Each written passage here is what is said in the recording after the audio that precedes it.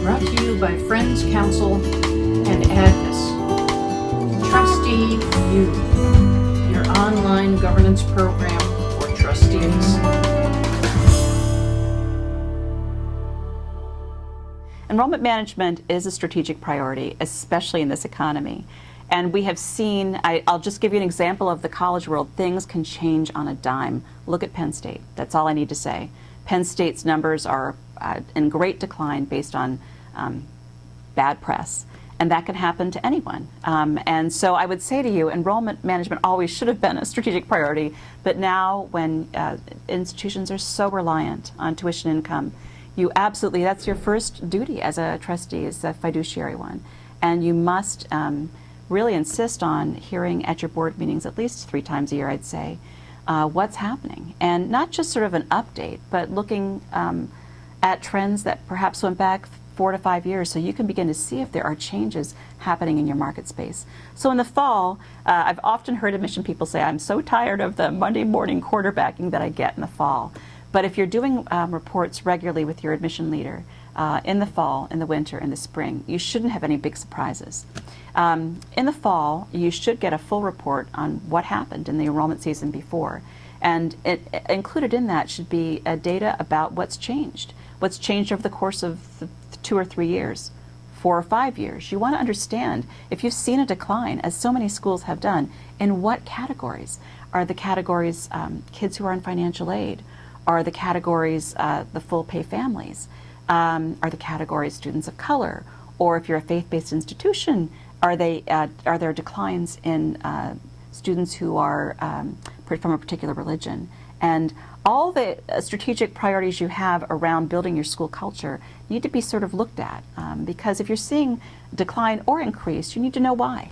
And go backwards to the marketing efforts of the previous year and see if you can make small adjustments that will make changes in the way that you want to see changes made. In the winter, it's very good to check in. By January, February, that's sort of the height of an admission season, and many schools are seeing a second season now in the springtime. So if you're not a highly selective school, you may find yourself in 2 rounds. The first round being the decisions that go out in late February. So by January, you have a good idea of how many applications are coming in, how many interviews you've done, how many potential enrollments you might get out of that first round. And for some schools, that'll be the end. You'll close shop after that because you will have filled your open spaces.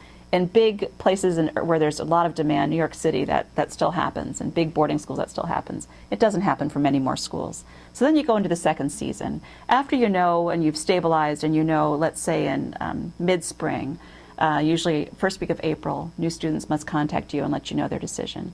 Then you know what gaps are to be filled in.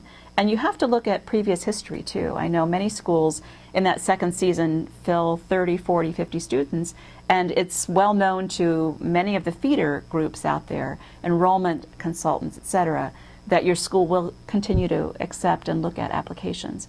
And that second season tends to end in August when you're finalizing those final contracts and making sure that students are fully enrolled and ready to join you in September.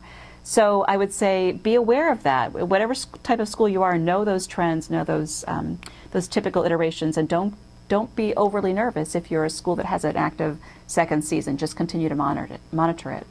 And then as a trustee at the end of academic year meetings, get a check-in on where you are. Everything by then, if you're a second season school, are still in process, but know where you are in that process and know how you're winning and what you're losing. Competition is something that every trustee should know about. Who are your biggest competitors? Why are they your biggest competitors?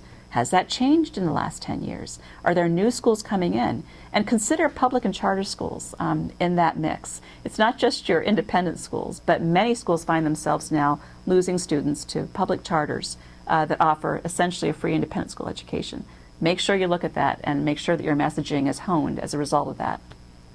Those are just some tips about making sure that you hear about enrollment management at every one of your board meetings, and that the bigger questions that you cull from your conversations are fed back to administration, the head, and the admission leader for further study and further discussion as you build a true strategy for your future.